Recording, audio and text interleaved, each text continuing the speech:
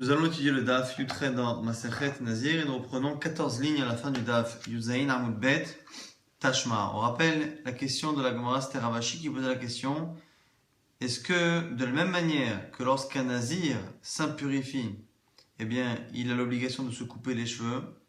Est-ce que lorsque la personne est déjà impure à la base, comme l'exemple qu'on a vu dans la Mishnah, que le Nazir se situe dans un cimetière et qu'il commence un vœu de Nézirut à ce moment-là, est-ce que là aussi il devra se couper les cheveux? La Gemara va tenter d'apporter une première preuve qui n'avait pas marché.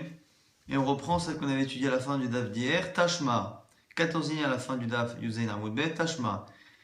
La Gemara essaie d'apprendre, la Braïda Mechila que l'on essaie d'étudier, essaie d'apprendre d'où on apprend que au moment où la personne est Metzora contracte la lèpre, eh bien elle perd tout ce temps-là de lèpre, elle le perd dans le compte de la Nézirut. Et de là, on va essayer de répondre à une question. Je n'aurais pu penser que je n'ai que les jours où il est impur, Yemetumato, chez En qui ne compte pas Minaminyan dans le compte de la Nézirut, Yemechiluto Minain, les jours de sa tsaraat, on appelle ça ici Chiluto parce que le Metzora, il y a deux types de Metzora. Celui dont la plaie est douteuse, et donc on l'appelle le Metzora Mousga, qu'on le laisse, on l'enferme et on attend, le Kohen attend et revient pour éventuellement statuer sur sa plaie. Et celui qui est Moukhlat, celui qui dès le départ est déterminé comme étant impur. Yemé Chiluto, mais d'où sait-on que lorsque quelqu'un est nazir et qu'à un moment donné il contracte une tsara'at, que pendant tout ce temps de tsara'at, eh bien, il perd le temps du compte de la Nézirut, Minaïn, la Gemara dit c'est une logique. La Braïta, Vedinu, Maïmetumato Megalach ou Mevi Korban, de la même manière que lorsqu'il est impur, un nazir qui devient impur, pendant qu'il est impur, eh bien, à cause de son impureté, Megalach, il doit se raser et ou Mevi Korban, il doit apporter un sacrifice. Afimechiluto, Megalach ou Mevi Korban, pareil. Pour celui qui a contracté la tsaraat, eh bien on sait qu'il doit aussi se raser la tête et apporter un korban. Et du coup, de la même manière, et du coup on continue. Et de la même manière que pendant qu'il est impur, il ne compte pas la Nézirut, et dans pareil, le moment où il a la lèpre, il ne comptera pas ces jours de tsaraat dans le compte de la Nézirut. Ça c'est la proposition de la Braïta. Mais la Braïta repousse et dit que ce n'est pas comparable. Pourquoi? Comment tu peux comparer? Martha, tu me parles, du moment où il est impur. Alors que l'impureté, non seulement il ne compte pas les jours où il est impur, mais son impureté annule même le compte d'avant, que ces jours-là annulent, et takodmi les jours précédents. Les fichar, et dans l'imlominaminyan. C'est pour ça que les jours d'impureté ne comptent pas dans la Nézirut. Parce qu'ils ont même la faculté à annuler une partie des jours qui a été compté en pureté. Thomas, tu veux comparer Mimi Chiluto dans les jours où il a la tsarat, chez Enom et Vatel Takonmin, que la tsarat n'a pas la force d'annuler le compte d'avant, les fichar, il se peut à ce moment-là que la tsarat, le moment de la tsarat compte dans la Nézirut, puisque ça n'annule pas les jours précédents. Peut-être que même le moment où il est Metzora, eh bien cela compte dans la Nézirut. La Gemara donc essaie d'apprendre par ailleurs. Par un kalvachomer, la Braïta Mechila toujours. Uma Nazir Bekever. On voit un Nazir qui est au cimetière. Donc c'est notre cas. Quelqu'un qui est au cimetière et qui prend un vœu Nézirut. Chez Saharo, Raoul et Tiglachat, dont les cheveux sont aptes à faire la misa de Tiglachat, donc de couper les cheveux à la fin de la Nézirut.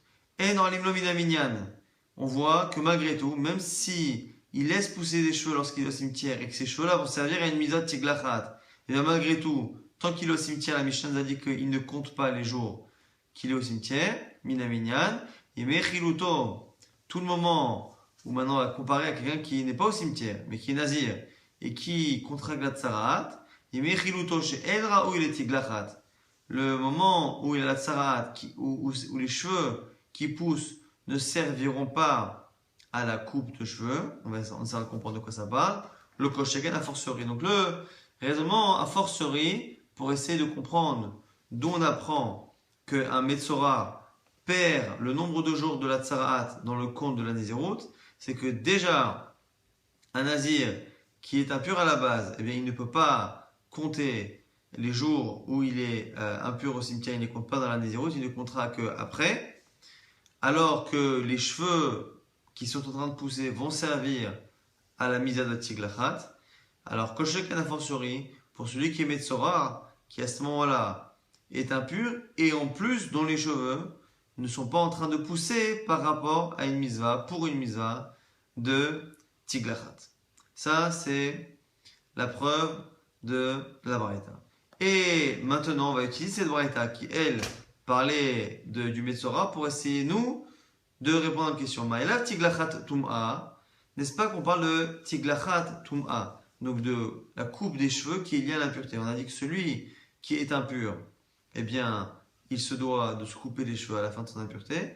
Et celui qui est nazir et qui contracte la tsarat, pareil, là on parle de celui qui est Metzora Mukhlat. Metzora Mukhlat, eh bien, il attendra la fin de sa tsarat et dès qu'il guérit, il devra se raser 2 fois, le premier jour de sa tsarat et le dernier jour de sa pureté. Donc le premier jour de sa pureté et le dernier jour de sa pureté, il devra se raser la tête. Et ici, nous dit la Gemara, que c'est quoi la comparaison qu'il y a ici dans le Kal Vachomer? C'est si déjà le nazir qui est au cimetière, dont les cheveux vont servir à la coupe de cheveux de la Tiglachat, eh bien, il ne compte pas dans le minyan, a fortiori pour le Metzora, dont les cheveux ne vont pas servir à une mitzvah. Et la Gemara comprend ici qu'on parle de Tiglachat, la coupe de cheveux qui est liée donc à l'impureté. Or, on parle dans cette braïta, on parle de quelqu'un qui est nazir alors qu'il est déjà au cimetière. De là, la Gemara veut déduire que quelqu'un qui est au cimetière et qui prend un Nézirut, eh bien, on lui coupe les cheveux. Puisque là-bas, on a fait un Kal Vachomer avec lui en disant qu'il se coupe les cheveux. La Gemara dit non, tu n'as pas de preuve. Lo Tiglachat Tahara. Peut-être que là-bas, lorsqu'on a dit si déjà celui qui est au cimetière et qui devient nazir, eh bien, il se coupe les cheveux. Et peut-être qu'on ne parle pas de la coupe de cheveux à cause de l'impureté. On parle de la coupe de cheveux de la fin de la Nézirut, puisque lorsque quelqu'un est nazir, même s'il ne s'est jamais impurifié, quoi qu'il arrive à la fin, il aura une misa de se couper les cheveux. Et on sait aussi qu'un nazir qui s'impurifie doit se couper les cheveux par rapport à l'impureté qu'il a contractée. Donc celui qui a contracté une impureté devra se raser 2 fois. Il devra se raser par rapport à son impureté et il devra avoir ce qu'on appelle Tiglachat Tahara, la Tiglachat, la coupe de cheveux qu'il aura à la fin de sa Nézirut pure. Le fait que dans cette braïta, on ait parlé d'un nazir qui a pris sa Nézirut alors qu'il était au cimetière et qu'on parle d'un moment donné où ses cheveux vont être coupés, tu n'as pas de preuve que c'est une coupe de cheveux qui est liée à son impureté, c'est peut-être une coupe de cheveux qu'il fera à la fin de sa Nézirut pure. Donc tu n'as pas de preuve que quelqu'un qui est au cimetière, qui devient nazir, tu n'as pas de preuve que finalement il se coupe les cheveux par rapport à cette impureté qu'il a contractée avant même de s'engager. Et la Gemara veut même appuyer ce qu'elle dit, elle dit Achinami mistabra.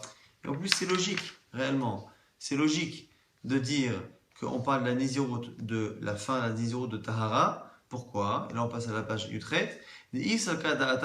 Car si tu pensais Tiglachat et Tum'a, qu'on parle de la Tiglachat, de la coupe de cheveux qui est liée à l'impureté, pourquoi dirait-on, pourquoi on a dit que le Metzora il ne l'a pas? Mechiluto, Milopa et Tiglachat. Évidemment que le Metzora aussi, on a dit le Metzora, quoi qu'il arrive, à la fin de son impureté, il se rasera 2 fois. Donc pourquoi on a fait le cas en disant si déjà celui qui est nazir alors qu'il est au cimetière, eh bien, alors que ses cheveux vont servir à la Tiglachat, à la coupe de cheveux, eh bien, on ne compte pas les jours. A fortiori, on a dit le Metzora dont les cheveux ne vont pas servir à être coupés. Mais c'est faux, parce que si on parle de Tiglachat, de coupe de cheveux qui est liée à l'impureté, eh bien, il y en a 2 même pour le Metzora. Non, ça c'est pas vrai, parce que tu peux dire le Tiglachat des Nézirut. Le Kal Vachomer, il est par rapport à la Tiglachat, à la coupe de cheveux qui est liée à l'impureté, mais de Nézirut, de la Nézirut. Or, le Metzora, quand il se coupe les cheveux à la fin, c'est pas par rapport à la Nézirut, c'est par rapport à la Tsarat. Quoi qu'il arrive, on n'a toujours pas répondu à une question. Est-ce que quelqu'un qui est impur avant même la Nézirut, par rapport à cette impureté, doit se couper les cheveux?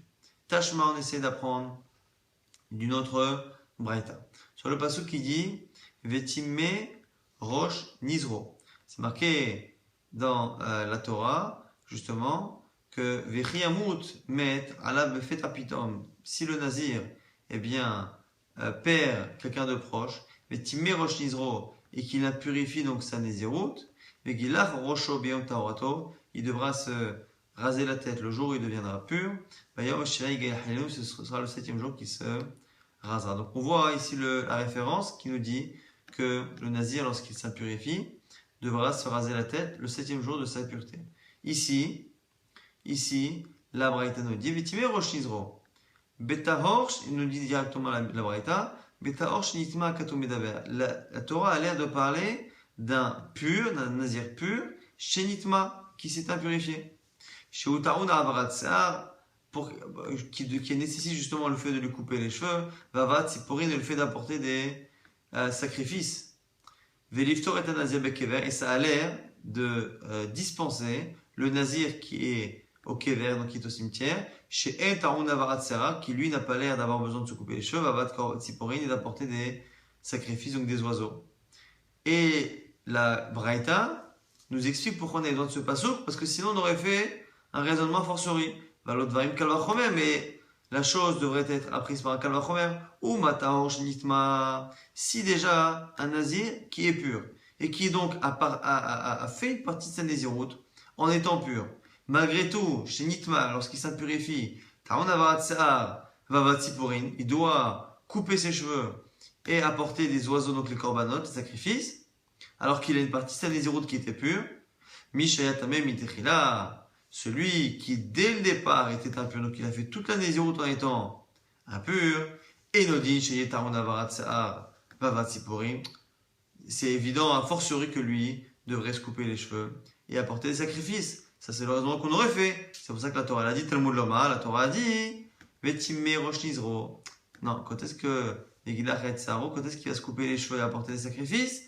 Lorsque Timé Rosh Nizro, qu'il aura impurifié la tête, en tout cas qu'il aura impurifié sa nésiroute. C'est-à-dire, c'est-à-dire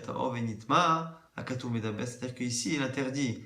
Et l'obligation de se raser est liée au fait que la personne ait impurifié sa nésiroute, donc une nésiroute qui à la base était, elle, pure. Si dès le départ, la nésiroute a été faite à un moment donné où la personne était impure, eh bien c'est lui qui, c'est lui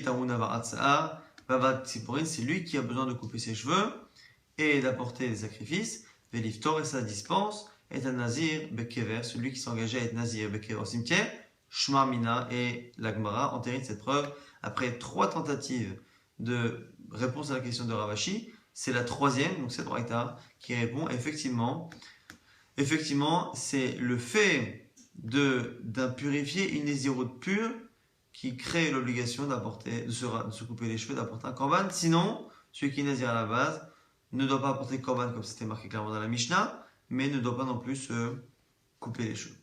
Là, Gemara maintenant va enchaîner sur une braïta qu'on avait étudiée à plusieurs reprises précédemment et va essayer de nous expliquer que cette braïta est liée à une marloquette Tanaïm. Mantana, qui a enseigné Ha di Tanu Rabbanan, cette braïta de Tanu Rabbanan. Ein ben tameh chez Nazar, les Nazir Tahor chez Nitma, il n'y a de différence entre un impur qui est devenu Nazir et un Nazir qui est devenu impur. Et là, la seule différence, chez Tameh, chez Nazar, que celui qui est impur à la base et qui est devenu Nazir, chez Ve'ishelo, Olelo Minaminyan, le 7e jour de son impureté, eh bien, est déjà le premier jour du compte. C'est-à-dire que la personne, lorsqu'elle compte 7 jours de pureté, le 7e jour pourra compter déjà comme le premier jour de la nésiroute pure qui recommence. Et Nazir Tahor Shenitma, à l'inverse de celui qui était pur à la base et qui est devenu impur, en étant déjà Nazir, En Shevei Shelo Olelo Minaminyan, le 7e jour ne compte pas dans le compte de la nésiroute pure. Ça, c'est un enseignement qu'on a vu à plusieurs reprises. Là-dessus, la Gemara répond, Marachriza répond, Rabbihi, c'est Rabbi. Donc, Rabbi par Rabbi aussi va Rabbi Yuda. Pourquoi? Dama Rabbi, parce qu'on a une marloquette ici, Dama Rabbi, En Nézirut Tahara, Chala ad shemini. Selon Rabbi, on ne peut, lorsque quelqu'un est nazir et s'est impurifié, on ne peut compter la nésiroute qu'à partir du 8e jour. Pourquoi c'est que lui, si la Mishnah, la Braïta était Rabbi Yossi bar Rabbi Yuda, pas possible, pourquoi? Parce que lui pense que même un nazir qui est devenu impur après, à partir du 7e jour, il compte. Donc, selon Rabbi Yossi bar Rabbi Yehuda, il n'y a aucune différence dans le compte de la Nézirut entre un Nazir qui est devenu impur et un impur qui est devenu Nazir, puisque selon Rabbi Yossi bar Rabbi Yehuda, les deux commenceront leur nouveau compte de la Nézirut pure à partir du 7e jour. Il n'y a que selon Rabbi qui pense que lorsque la personne est d'abord Nazir puis impur, eh bien, il faut 7 jours complets et il ne comptera que le 8e. Il n'y a que pour lui qu'il y a une différence avec celui qui est impur à la base et qui est devenu Nazir, qui lui comptera à partir du 7e. À ce propos, la Gemara va rapporter la source de cette marloquette Rabbi et Rabbi Yossi bar Rabbi Yehuda. Rabbi Yossi bar Rabbi Yehuda, que pense chacun de ces deux avis? Détania, c'est une braïta. Vekidesh et Rocho. Vekidash et Rocho. Donc il va sanctifier ici sa tête, c'est-à-dire qu'il va recommencer le compte de la Nézirut. C'est marqué Bayom Haou ce jour-ci. Alors, du coup, va nous dire la braïta, Bayom Haou, Bayom Avaat Korbanota. Selon Rabbi, quand est-ce que Vekidash est Rocho? Quand est-ce qu'il va sanctifier sa tête? C'est-à-dire qu'il va recommencer la Nézirut quand? À partir du moment où il apporte les sacrifices. Et donc le 8e jour, c'est la vie de Rabbi. Rabbi Yossi bar Rabbi Yehuda Omer. Rabbi Yossi bar Rabbi Yehuda, il dit Omer, Beyom Tiglarto, c'est le jour où il se rase, et donc c'est le 7e jour. La Gemara, justement, va essayer de comprendre. Vehaditna nazesh itma tumot arbe, enomevi et la korban echad, mantana. Maintenant, on a une nouvelle Mishnah. Cette nouvelle Mishnah nous dit quoi? Un nazir, shenitma tumot arbe. Un nazir qui s'est impurifié à plusieurs reprises. Enomevi la korban echad. Il n'apportera qu'un seul korban. Donc c'est quelqu'un qui s'est impurifié à plusieurs reprises. On va voir tout de suite qu'on ne peut parler que de quelqu'un qui s'est impurifié plusieurs fois et qui entre-temps est devenu pur. Pourquoi? Parce que si il s'est impurifié un lundi et que le lendemain il s'impurifie, la deuxième fois ça ne s'appelle même pas qu'il s'impurifie, puisque pour parler d'impurification, il faut que la personne soit pure. Et donc ici, si on parle de quelqu'un, un nazir, qui s'est impurifié plusieurs fois, c'est forcément un cas où entre-temps il est devenu pur. Matana, qui est le Tana? Amara Frizda nous dit c'est Rabbi Yossi bar Rabbi Yehuda. Cette fois c'est pas Rabbi, mais au contraire c'est Rabbi Yossi bar Rabbi Yehuda. Pourquoi? La Nézirut Tahara Mishvei Chayla, qui pense que on commence le compte de la nouvelle Nézirut le 7e jour. Parce qu'il n'y a que selon lui qu'on peut trouver ce cas-là. Ou Mishkaratla, et Gon Shenitma Basheviai. Donc le cas de cette Braïta, de cette Mishnah, c'est un cas où il a été impurifié à chaque fois le 7e jour. Il s'est encore impurifié le 7e jour.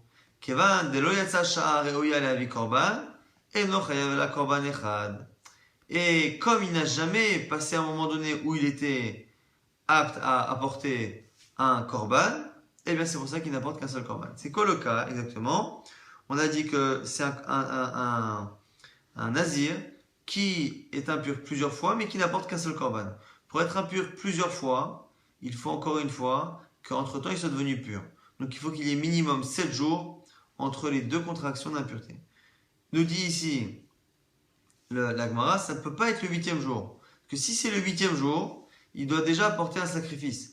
Dès qu'il entre dans une journée où il doit apporter un sacrifice, Nagid qu'il est nazir, un jour il s'est impurifié, il attend 7 jours de purification. S'il attend le 8e jour, le 8e jour étant le jour où il doit apporter un sacrifice, il est déjà chayav. Il a déjà l'obligation d'apporter un sacrifice. Et donc, si il s'impurifie le 8e jour, eh bien, il va recommencer une autre impureté, mais qui va lui demander un nouveau korban et qui ne le rendra pas quitte du korban de la première impurification, qui elle, s'est soldée par un 8e jour qui a déjà créé cet interdit.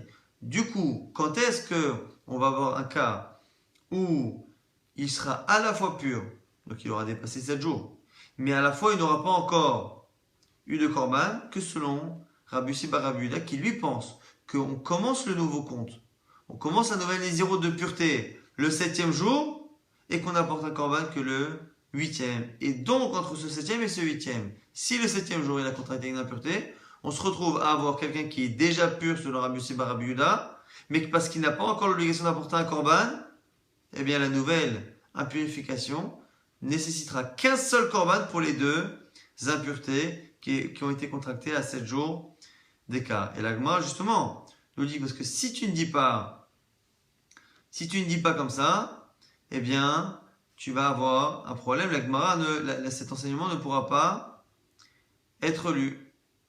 Pourquoi? La Gemara nous dit, des i tema rabbi, si tu veux dire que c'est rabbi, la Mishnah, des i denitma beshvei vechazam denitma beshvei, si on parle qui s'est impurifié à chaque fois le 7e jour, selon Rabbi, le 7e jour, comme on ne peut pas compter la nouvelle Nézirut avant le 8e, eh bien, le 7e jour ou le 6e ou le 5e, c'est pareil, il reste impur. Et donc, c'est une personne qui ne s'est pas impurifiée une seconde fois parce qu'il est toujours impur. Donc, c'est une même impureté. Kulu Tuma Rechta, c'est une même impureté qui s'est allongée. Et si tu dis qu'on parle du 8e jour, qu'à chaque fois il s'impurifie le 8e jour, à ce moment-là, c'est pas possible, puisque Yatzta Sha'a est arrivé l'heure, une heure, chez Rouya qui est apte à apporter un korban, et à ce moment-là, chaque 8e jour qu'il a vécu, eh bien, lui nécessite un korban, et donc du coup, il doit apporter autant de korban que d'impureté qu'il a contracté. Ça, c'est pour l'instant ce que la Gemara nous dit. On aura prise là que cet enseignement est au nom de Rabbi Yossi bar Rabbi Yehuda, qui pense que au bout du 7e jour, il devient impur et il compte, malgré le fait que le korban ne soit apporté que le lendemain. La Gemara, au passage, vient essayer de comprendre pourquoi Rabbi Yossi bar Rabbi Yehuda ne sont pas d'accord. Pourquoi un pense qu'on commence à compter la pureté et donc la Nézirut à partir du 7e et l'autre à partir du 8e. Maïtamade Rabbi, quelle est la raison de Rabbi qui pense que c'est le 8e jour? Amarkra, parce que dans le pasuk c'est marqué Vechiper alad mashachata la nafesh, il va demander kapara, donc il va essayer de se faire pardonner par le korban la faute qu'il a fait par rapport à la nefesh, par rapport à sa neshama, et c'est marqué juste après, Vekidash et Trocho. Et il va, donc, Vekidash et Trocho, il va recommencer, ici le compte, Vekidash et Trocho ici, donc il sanctifie, c'est-à-dire qu'il va recommencer le compte. Donc, dit Rabbi, quand est-ce qu'il recommence le compte? Une fois que Vechiper Allah, on a mis les deux ensemble pour dire que c'est justement le korban qui va faire que la personne justement sera pardonnée, c'est la kapara, hein, le jour de la kapara qui va faire que Vekidash et Trocho, qui pourra recompter la Nézirut.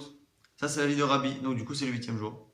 Rabbi aussi, Rabbi Yehuda pense quoi? Imken imakra avec Idash et Trocho. Selon toi, on aurait dû dire simplement, effectivement, avec Riper Alav, Mashachat ala nafesh, avec Idash et Trocho. Point.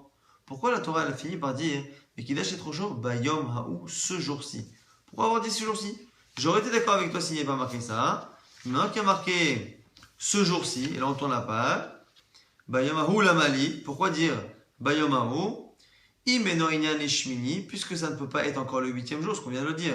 Selon toi, tu as raison, c'est marqué à la base que quand il a réussi à demander pardon avec le korban, le jour du korban, eh bien à ce moment-là, il recommencera. Alors c'est quoi Bayomaou ce jour-ci? On sait très bien. Puisque ça ne va pas être le même jour, parce que ce serait une répétition, je vais apprendre un autre jour, c'est quoi? C'est le 7e, donc le jour d'avant, le jour où il a fini le compte. Verabi, donc le jour où il se coupe les cheveux. Verabi, alors, Rabbi Nami, active Bayomaou. Selon Rabbi, il faut comprendre pourquoi il y a marqué Bayomaou. Amalcha Rabbi te répondrait, voici à quoi ça sert. C'est qu'en fait, c'est le jour qui compte et non pas le fait d'avoir apporté le korban, le sacrifice de manière effective. Selon Rabbi, c'est comme ça qu'on explique le pasuk. C'est le fait d'avoir justement l'expiation de la faute qui va faire que Vekidash est trop chaud, qui pourra recommencer le compte de la Nézirut. Ah, et ne crois pas que c'est vraiment le fait d'apporter le korban qui est nécessaire. Non, simplement Bayom Haou le jour. Le jour finalement, c'est comme si on disait que Bayom Haou chez Chiper, le jour où il peut faire la kapara, c'est ce jour-là que Vekidash est trop chaud. Comme ça que Rabbi explique le fait qu'on est à la fois dit Bayom Haou et à la fois Vechiper ala Mashahata ala Nafesh. Ça, c'est l'explication de Rabbi. Vera Frizda, alors ça c'est, donc on a dit, ce sont les deux preuves, les deux lectures finalement du pasuk. Un, Rabbi pense que l'essentiel de ce qu'on apprend, quand est-ce qu'on sait que Vekidash est trop chaud? Par rapport à Vechiper, le jour où Vechiper, donc Bayom Haou ce jour-ci, même si on n'apporte pas les sacrifices. Et selon Rabbi aussi, Rabbi Yehuda, non, c'est Bayom Haou, c'est un autre jour. Bayom Haou, le jour de la Tiglacha, le jour où on coupe les cheveux, donc le 7e jour. Voici donc la source qui fait qu'on a une discussion. Est-ce que le Nazir recommence à compter après le 7e jour ou après le 8e jour? Donc on avait vu tout à l'heure une Mishnah de Kritout qui disait, que donc si le Nazir, parfois le Nazir on a dit, il peut s'impurifier à plusieurs reprises, et si s'impurifier à plusieurs reprises, il peut parfois n'amener qu'un seul korban. On avait dit que finalement la seule manière de comprendre cette braïta, avait dit Rav Chizda, c'était selon Rabbi Yossi bar Rabbi Yehuda. Selon lui, qui pense qu'au bout de 7 jours, il est pur et il compte, mais qui n'a pas encore le chiyuv de korban, c'est pendant ce laps de temps-là, entre le 7e et le 8e jour. C'est tout ce 7e jour-là, où il est pur, mais qui n'a pas de korban, c'est lorsqu'il contracte l'impureté à ce moment-là, qu'on peut dire qu'il s'impurifie à nouveau, ce qu'il est déjà pur, mais qu'il n'a pas encore l'obligation du korban, et donc à la fin, avec autant d'impureté toutes les semaines, il pourra n'apporter qu'un seul korban.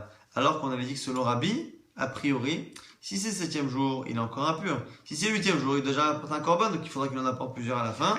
La Gemara maintenant revient sur cette lecture et dit pourquoi il s'est forcé à dire que c'était Rabbi Yossi bar Rabbi Yehuda alors que normalement on devrait dire comme Rabbi Lukme, Kegon Shenitma, Dechazia Belel Shmini, Rabbi, il aurait dû dire que c'est Rabbi et dire que c'est quoi le cas, Kegon de Nitma, Dechazia Belel Shmini.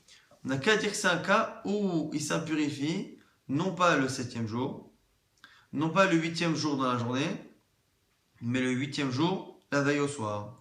Donc, le soir du 8e jour, puisque on est déjà dans le 8e jour, et donc dans le jour où on peut apporter un korban, puisque c'est le jour du korban, eh bien, il est déjà pur, mais comme il ne peut pas apporter un korban, techniquement, ce qu'on apporte des korban que la journée, eh bien, il n'est pas encore chayav. Donc, nous dit ici la Gemara, on a trouvé, même selon Rabbi, on a trouvé un laps de temps où il est à la fois pur, mais qui n'a pas encore l'obligation du korban. Et donc, comme il est pur, eh bien, et s'il contracte une impureté, ça s'appelle une impurification, mais comme il ne peut pas apporter de korban, eh bien, il n'est pas encore chayav, il n'est pas obligé de l'apporter, et donc, s'il contracte des impuretés tous les 8 jours comme ça, eh bien, on dira qu'il n'apportera qu'un seul korban, parce qu'à chaque fois, les premiers korbanos n'ont pas été, il n'a pas arrivé autant au moment d'apporter le korban.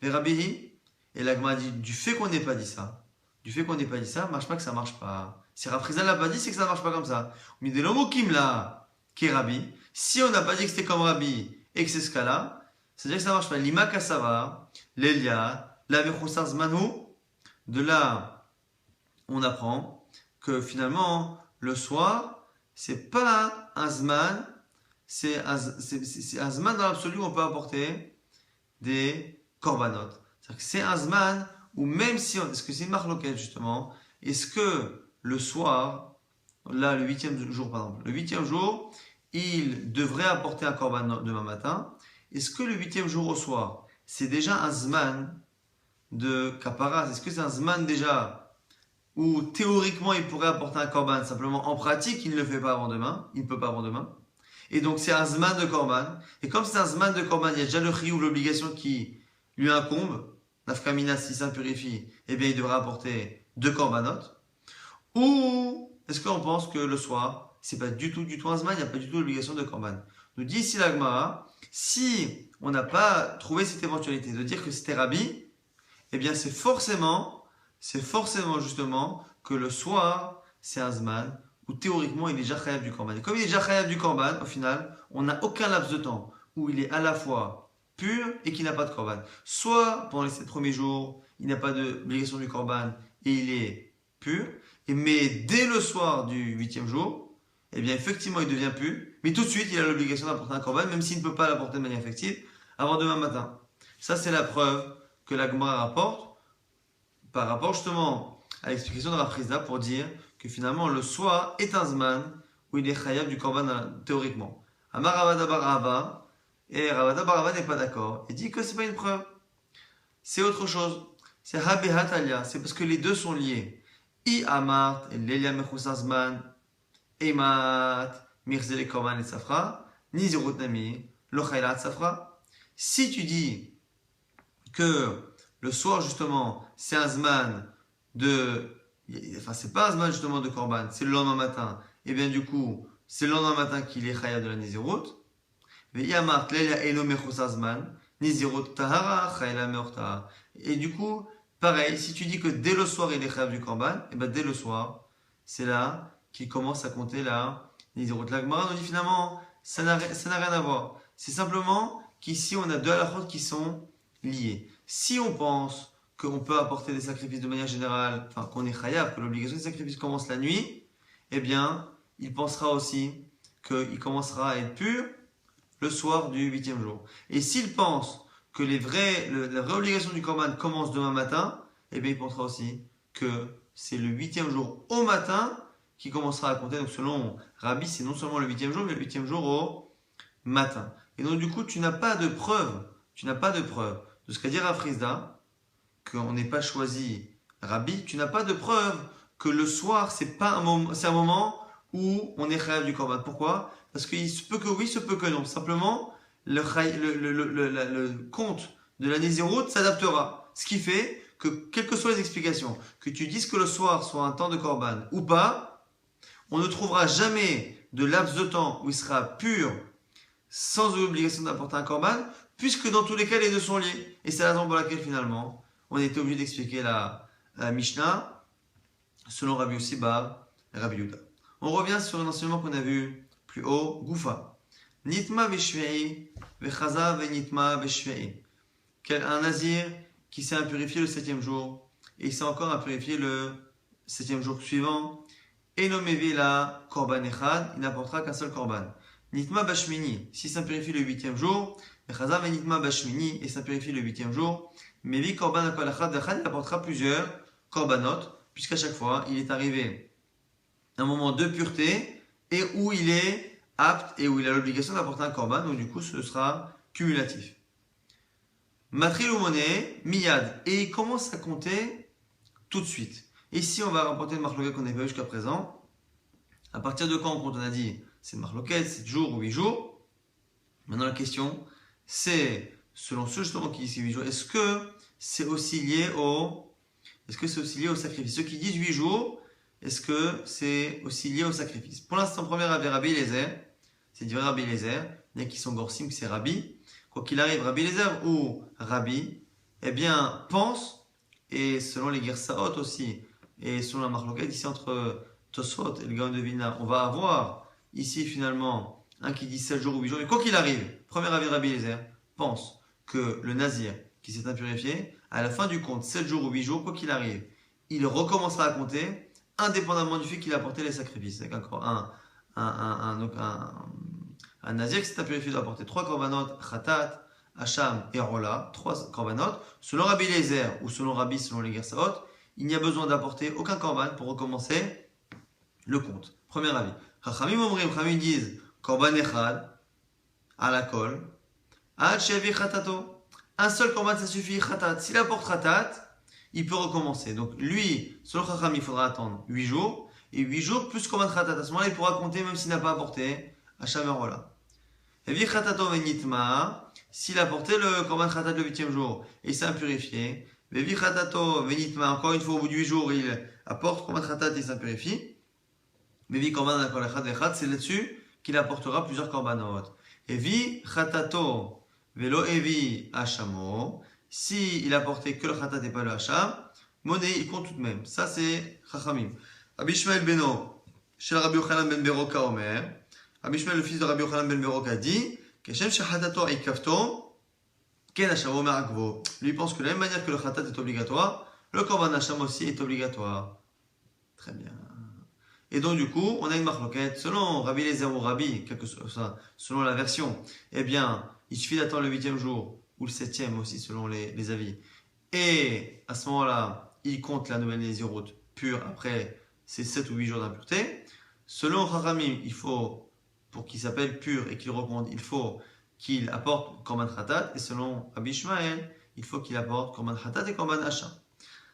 La Gemara va essayer de comprendre comment ils comprennent le pasuk. Bish lama le Rabbi Eliezer, selon Rabbi Eliezer ou Rabbi, Je peux comprendre, Amakra Vekidash et Trocho Vechoulé, Bayomaou, c'est marqué, on a dit dans le Passouk, il va recommencer le compte, Bayomaou, ce jour-ci. Ce jour-ci, on avait dit selon Rabbi, c'est quoi? Bayomaou, puisqu'on sait qu'il faut attendre le 8e jour. Il faut attendre le 8e jour. C'est quoi Bayomaou? Afalpish le lavi korbanota, même s'il n'a pas apporté des korbanot. Très bien. Vers Rabbanan, et selon Rabbanan qui disent qu'il faut qu'il apporte quand même korban hacham, hadat.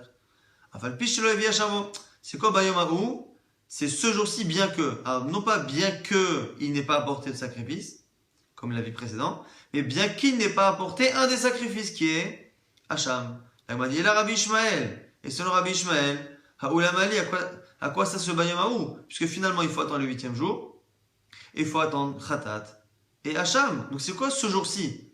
Puisque finalement, c'est le même jour. Amalecha ou Afalpish Shelo Evi Rolato. C'est mieux d'apprendre ce jour-ci.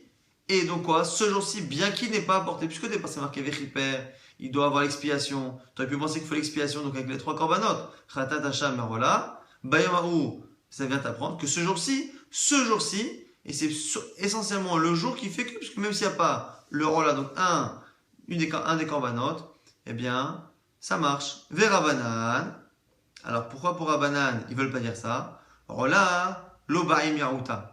Eux, ils pensent que Bayomaou, ce jour-ci, ne peut pas venir exclure le Korban Rola. Parce que Korban Rola, Doron Beralmaou, c'est un don pour Akadosh Baruch Hu, c'est un cadeau pour Hachem. C'est pas réellement une expiation, et donc ça ne vient pas contredire ce qui a marqué avant. Alors que nous, on a dit quoi? Vechiper, Me'ashachata la nafesh. Vechiper, il va demander l'expiation, il va avoir l'expiation. Tu aurais pu penser justement qu'il faut apporter tous les corbanotes qui font l'expiation. Kamashmalan vient t'apprendre la Torah que non, Bayamaou. Juste le jour de l'expiation. Mais pas forcément une fois qu'on a fait expiation. Or, selon Rabbanan, puisque le korban Ola est un doron, est un cadeau, et ne sert pas réellement à l'expiation, eh bien on n'avait pas besoin de dire Bayamaou pour l'exclure. On va très rapidement résumer ce DAF qui était assez compliqué, assez chargé. On avait résolu finalement, après 2 tentatives échouées, on a résolu la question de Ravashi.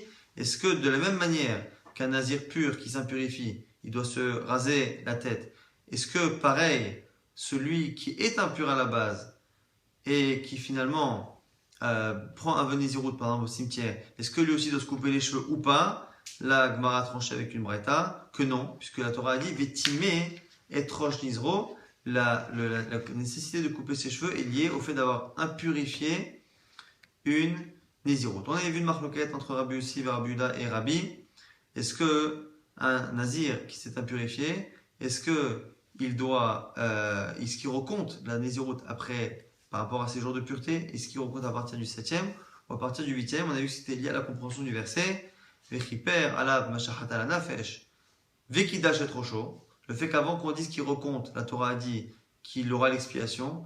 De là apprend Rabbi que c'est le jour de l'expiation qui permet justement qu'il recompte.